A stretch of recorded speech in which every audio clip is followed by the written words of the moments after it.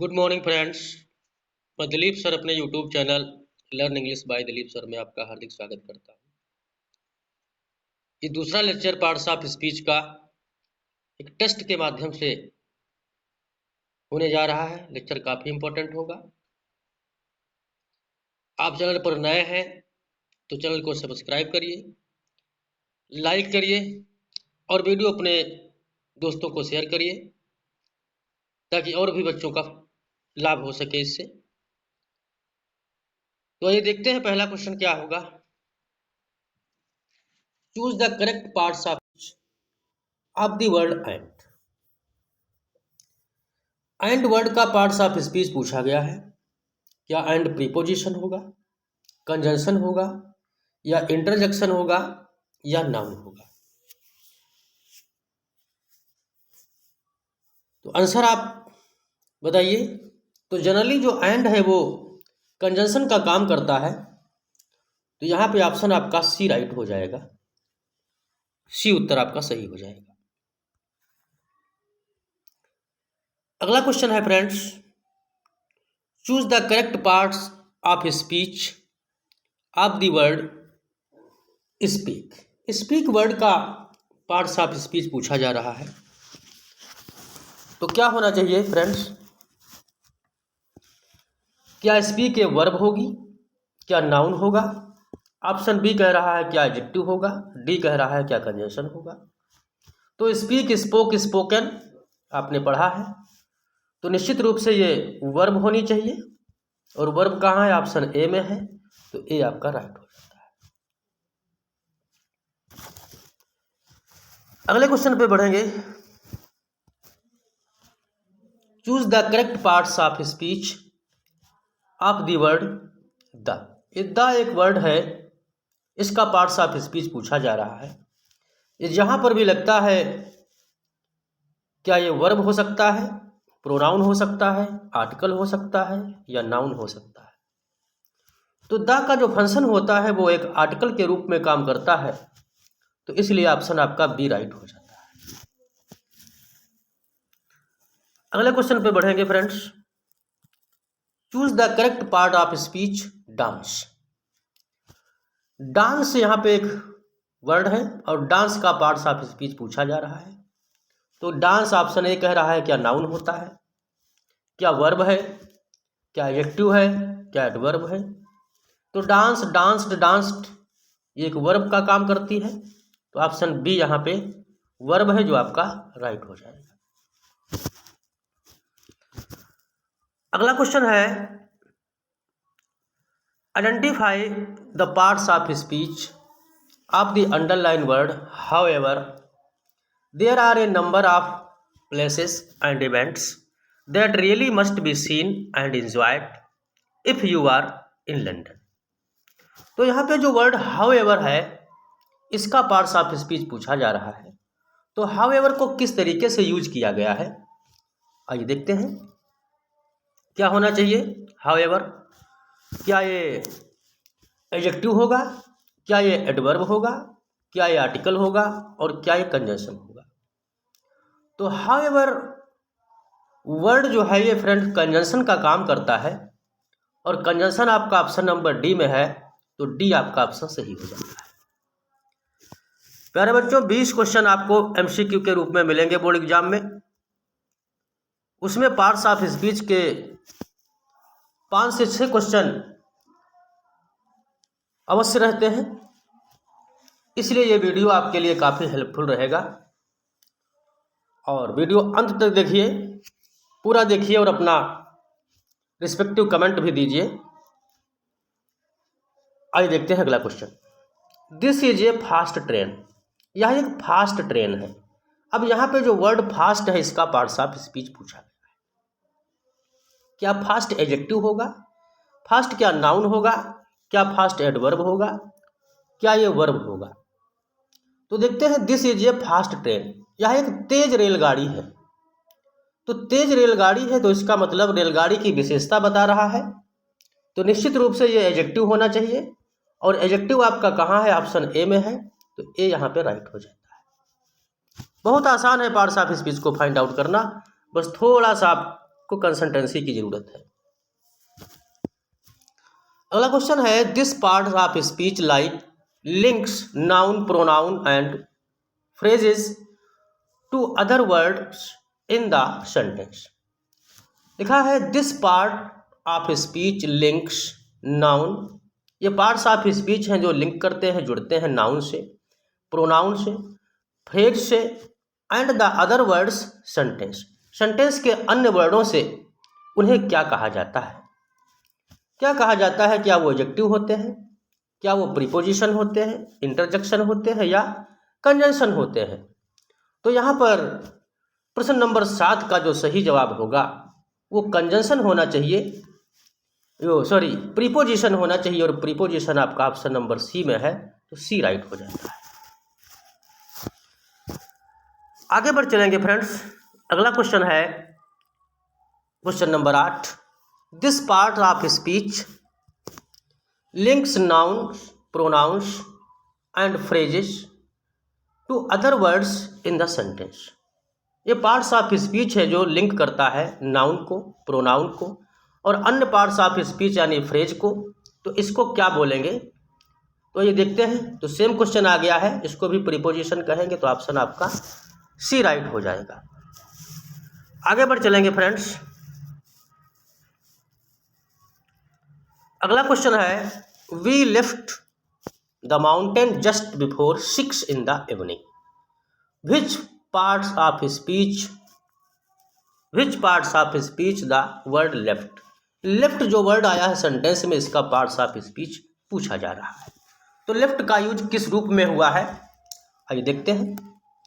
तो option A कह रहा है वर्ब के रूप में, बी कह रहा है एडवर्ब के रूप में, सी कह रहा है एडजेक्टिव के रूप में और डी कह रहा है नाउन के रूप में। तो यहाँ पे सब्जेक्ट के बाद तुरंत यूज हुआ है और ये वर्ब फॉर्म में है, तो निश्चित रूप से ये वर्ब होना चाहिए। और वर्ब आपका कहाँ है फ्रेंड्स? ऑप्शन नंबर ए में है, तो ए आपका राइट हो जाता है। अगले क्वेश्चन पे बढ़ेंगे। What parts of speech corrects words or groups of words? Example are, for and, nor, but, or, yet या सो। ये कुछ ऐसे वर्ड हैं जो कनेक्ट करते हैं वर्ड्स को या ग्रुप ऑफ वर्ड्स को। जो वर्ड दिए हुए हैं, कौन कौन वर्ड हैं? फार है, एंड है, नार है, बट है, आर है, एट है, शो है। ऐसे वर्डों को, ऐसे शब्दों को क्या कहा जाता है? क्या इनको एडवर्ब कहेंगे, क्या इंटरजेक्शन कहेंगे, क्या कंजंक्शन कहेंगे या प्रोनाउन कहेंगे? तो निश्चित रूप से ये वर्ड हमेशा कंजंक्शन का काम करते हैं और कंजंक्शन आपका ऑप्शन नंबर सी में है, तो सी उत्तर आपका राइट हो जाएगा। आगे बढ़ेंगे friends. Which part of speech express a mild or sudden burst of emotion? कौन सा पार्ट्स ऑफ स्पीच है जो मिल्ड या हल्का या सडन मतलब अचानक, ब्रस्ट ऑफ इमोशन एक बिल्कुल भावना को भड़का देता है या भावना को बहुत ज़्यादा उत्तेजित कर देता है? तो उस पार्ट्स ऑफ स्पीच को क्या कहेंगे? क्या ये एडवर्ब होगा, क्या ये नाउन होता है, क्या ये इंटरजेक्शन है, क्या ये एडजेक्टिव है? तो निश्चित रूप से ऐसी जो दशा होती है वो इंटरजेक्शन में होती है, ये विस्मयादि बोधक अवस्था में होती है। तो यहाँ पे ऑप्शन सी आपका राइट हो जाएगा, इंटरजेक्शन। अगला क्वेश्चन देखेंगे, question number 12, which parts of speech modifies a noun? कौन सा पार्ट्स ऑफ स्पीच नाउन को मॉडिफाई करता है? क्या नाउन को कंजंक्शन मॉडिफाई करता है, क्या वर्ब करता है, क्या प्रोनाउन करता है, क्या एडजेक्टिव करता है? तो देखेंगे यहाँ पे नाउन को मॉडिफाई करने वाला वर्ड निश्चित रूप से एडजेक्टिव होता है और एडजेक्टिव ऑप्शन में आपका डी है, तो इसलिए डी ऑप्शन आपका सही। अगले क्वेश्चन पे बढ़ेंगे। Will you please water the plants? Which parts of speech in the word water? Water का पार्ट्स ऑफ स्पीच पूछा गया है। क्या वाटर नाउन है, क्या कंजंक्शन है, क्या वर्ब है और क्या प्रीपोजिशन है? तो वाटर की बात आई है और वाटर निश्चित रूप से देखा जाए तो एक नाउन के रूप में इसे यूज किया जाता है, विल यू प्लीज वाटर, लेकिन यहाँ पे जो ये पोजीशन है इस वर्ड की, तो यहाँ पर एक वर्ब के रूप में यूज हो रहा है वाटर। तो ऑप्शन आपका बी सही हो जाएगा। यस, पार्ट्स ऑफ स्पीच प्यारे बच्चों बड़े आसान है, बस समझना थोड़ा इनको थोड़ा सा कठिन हो जाता है, बाकी आप समझ गए तो बहुत आसान आपके लिए हो जाएगा। अगला क्वेश्चन है question number 14। Choose the answer that names the parts of speech of the capitalized word in the following sentence.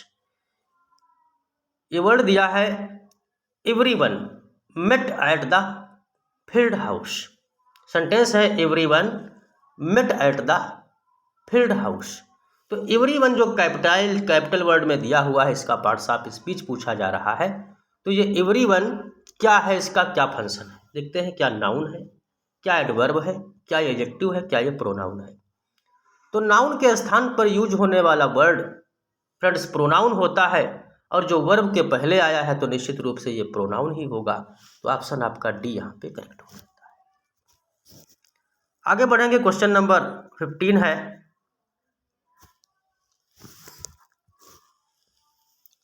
Choose the answer that names the parts of speech of the capitalized word in the following sentence. Farmers had very poor crops this year. यहाँ पे एक word दिया हुआ है very. Very का parts of speech पूछा जा रहा है। तो वेरी का पार्ट्स ऑफ स्पीच देखते हैं क्या है। क्या एडजेक्टिव है, एडवर्ब है, प्रोनाउन है, या वर्ब है, या एडवर्ब है। तो the farmers had very poor, तो वेरी पुअर, तो वेरी जो वर्ड है यहाँ पे ये एडवर्ब का काम कर रहा है, और एडवर्ब आपका ऑप्शन नंबर डी में है, तो डी करेक्ट हो जाता है। और क्वेश्चन देखेंगे फ्रेंड्स,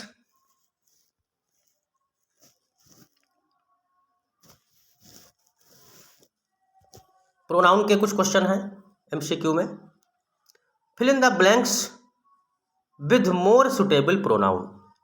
यहाँ पे प्रोनाउन भरना है। Mobile needs to be fixed but is working.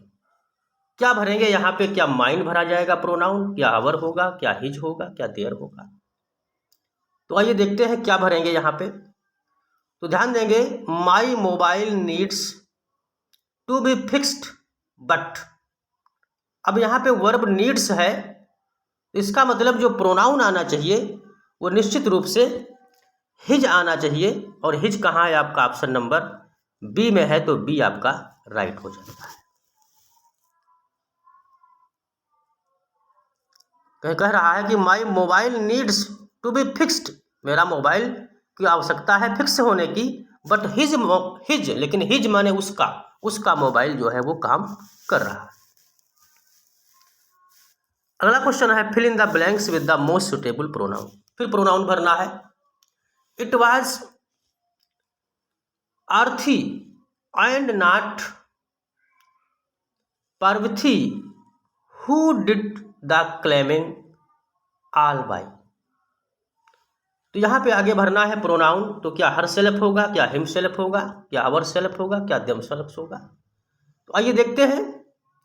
तो it was Aarthi and not Parvati who did this cleaning all by. तो यहाँ पर एक की ही बात की जा रही है, तो इसलिए हर सेल्फ आना चाहिए, और हर सेल्फ आपका ऑप्शन नंबर ए में है, तो ए आपका सही हो जाएगा। अगला क्वेश्चन है fill in the blanks with the most suitable reflexive pronoun. सारे रिफ्लेक्सिव प्रोनाउन दिए हुए हैं option A B C D में, और कौन सा रिफ्लेक्सिव प्रोनाउन भरेंगे आइए देखते हैं। तो आई काट site of the mirror, in the mirror, of in the mirror. तो आई के साथ जो यूज होता है रिफ्लेक्सिव प्रोनाउन वो माई सेल्फ होगा, और दे के साथ यूज होता है देम सेल्फ, वी के साथ अवर सेल्फ, सी के साथ हर सेल्फ। इसलिए यहाँ पे आई के हिसाब से प्रोनाउन जो आएगा वो माई सेल्फ आएगा, तो माई सेल्फ ऑप्शन ए में है, तो ए आपका राइट आंसर। क्वेश्चन नंबर 4 देखेंगे। Fill in the blanks with most suitable reflexive pronoun. इसमें भी रिफ्लेक्सिव प्रोनाउन भरना है। I introduced to my new neighbour. तो आई के साथ रिफ्लेक्सिव प्रोनाउन पिछले क्वेश्चन में आप कर चुके हैं, तो आपको अच्छी तरीके से पता होना चाहिए, माई सेल्फ आना चाहिए, समय नहीं खराब करेंगे। सी ऑप्शन आपका राइट हो जाएगा। नेक्स्ट है fill in the blanks with most suitable reflexive relative pronoun. यहाँ पर रिलेटिव प्रोनाउन को भरना है और देखते हैं relative pronoun. The house blanks windows are open in is beautifully. अब यहाँ पर रिलेटिव प्रोनाउन भरना है। क्या रिलेटिव प्रोनाउन विच भरा जाएगा, या हुज होगा, या हु होगा, या वेयर होगा? तो आइए देखते हैं क्या भरना चाहिए। द हाउस विच विंडो, या हुज विंडो, या हु विंडो, या वेयर विंडो? तो निश्चित रूप से यहाँ पे जो यूज होना चाहिए सेंटेंस के हिसाब से, तो the house whose window are open is beautifully. तो यहाँ पे ऑप्शन आपका सी करेक्ट हो जाएगा। नेक्स्ट है fill in the blanks with suitable form of subject personal pronoun. Personal pronoun के रूप में भरा जाना है यहाँ पे। तो क्वेश्चन नंबर 6 देखेंगे क्या कह रहा है। Andrews is American. Andrews American है। Isn't French. इजंट फ्रेंच है, क्या वो फ्रेंच नहीं है, फ्रांसीसी नहीं है? तो क्या होगा यहाँ पे पर्सनल प्रोनाउन या सब्जेक्ट के रूप में? तो आइए देखते हैं। तो Andrews is American, Andrews American है।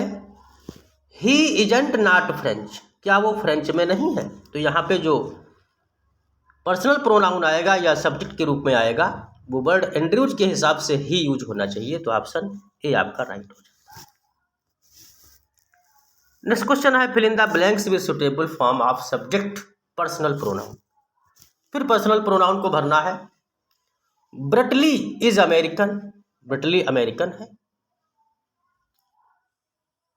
टू इजंट ए जर्मन, क्या वो जर्मन नहीं है? तो ब्रटली के हिसाब से, ब्रटली यानी ही है, तो ही के हिसाब से यहाँ जो आएगा प्रोनाउन वो ही भरा जाएगा। इसलिए ही का ऑप्शन नंबर ए में है, तो ए उत्तर आपका राइट हो जाता है। आगे देखेंगे फ्रेंड्स, कुछ क्वेश्चन है।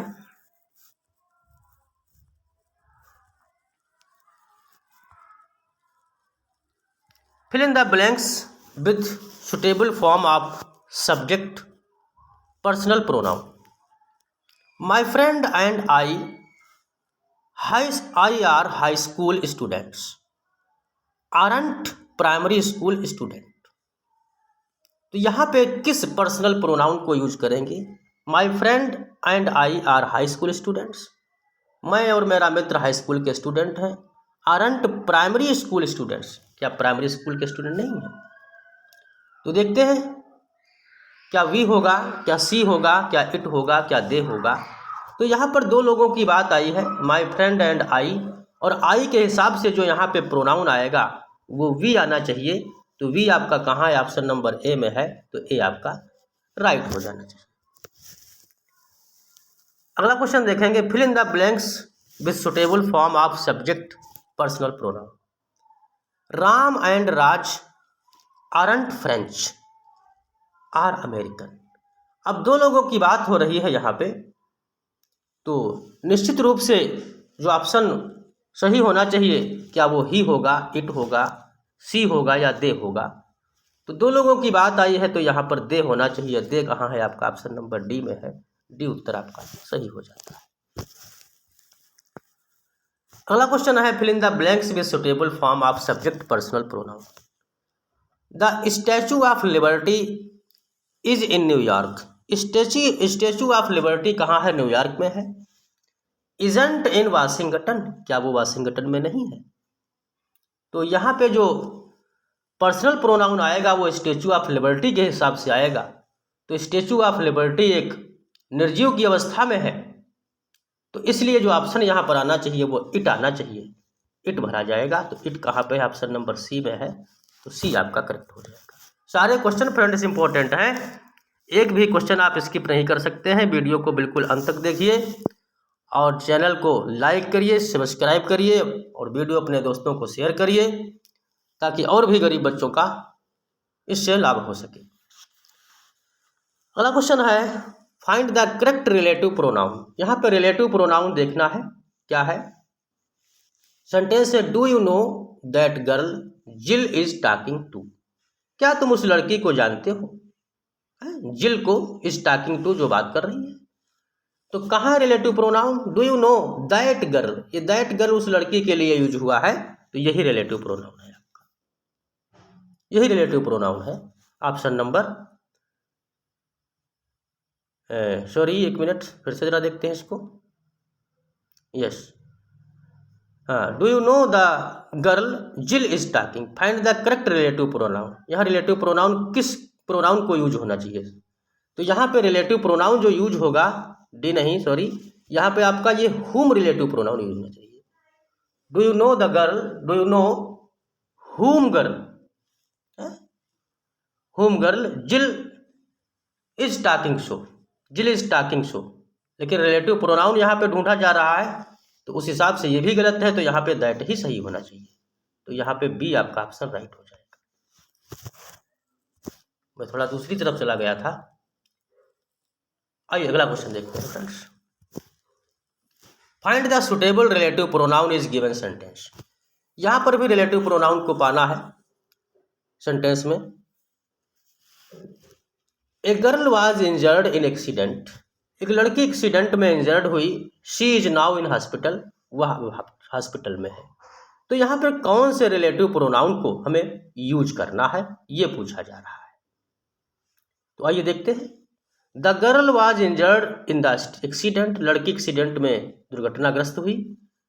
She is now in hospital, तो सी की जगह पे यहाँ पर हम यूज करेंगे रिलेटिव प्रोनाउन। क्या हुम यूज होगा, दैट यूज होगा, या हु यूज होगा, या विच यूज होगा। तो लड़की जो कि सजीव अवस्था में, तो इसलिए यहाँ पर हु जो बनता है रिलेटिव प्रोनाउन, उसका यूज करेंगे। तो ऑप्शन बी आपका करेक्ट हो जाएगा। अगला क्वेश्चन है friends, for each of the questions below choose the best pronouns. आइए बेस्ट प्रोनाउन को चुनते हैं। यहाँ पे देखते हैं कौन सा ऑप्शन आपका सही होगा। दो ब्लैंक्स हैं, ब्लैंक फिर शोड फिर ब्लैंक्स है, फिर some photographs of my holiday in Paris. तो क्या भरा जाएगा, क्या we showed me some photographs, या I showed them some photographs, या I showed us some photographs, या you showed they some photographs. Question आराम से देखिए। तो यहाँ पे जो भरा जाना चाहिए वो आई शोड मैंने दिखाया, देम माने उनको, some photographs of my holiday in Paris. Paris की छुट्टियों, हॉलीडे की छुट्टियों में, हॉलीडे में जब मैं पेरिस गया था तो वहाँ के कुछ फोटोग्राफ मैंने उनको दिखाए। तो इसलिए ऑप्शन बी आपका करेक्ट हो जाएगा। अगला क्वेश्चन है friends, identify the indefinite pronoun. यहाँ पर इनडेफिनिट प्रोनाउन कौन है, क्या देम है, क्या एनीवन है, क्या दे है, क्या हु है। तो इनडेफिनिट प्रोनाउन यहाँ पर एक वर्ड आया है एनीवन, यही इनडेफिनिट प्रोनाउन है। तो ऑप्शन सी आपका करेक्ट हो जाता है। अगला क्वेश्चन है identify the pronoun from the given sentence. इस सेंटेंस में प्रोनाउन को आइडेंटिफाई करना है। आई helped him carry it, carry it, क्या प्रोनाउन यूज हुआ है, क्या हेल्प्ड है, हेल्प तो एक वर्ब है, कैरी हिम या इट। तो आई helped him carry it, carry माने ले जाने में, हेल्प्ड माने मदद की, और इट माने इसे। तो यहाँ पर जो इट वर्ड आया है यही प्रोनाउन का काम कर रहा है, और इट कहाँ है, ऑप्शन डी में है। तो डी आपका करेक्ट हो जाता है। तो ठीक है फ्रेंड्स, आज के लिए लेक्चर इतना ही, और नेक्स्ट लेक्चर आपको अगले वीडियो में मिलेगा। तब तक के लिए ओके, थैंक यू। चैनल से जुड़े रहिए, चैनल को सब्सक्राइब करिए, लाइक करिए और अपने दोस्तों को शेयर करिए।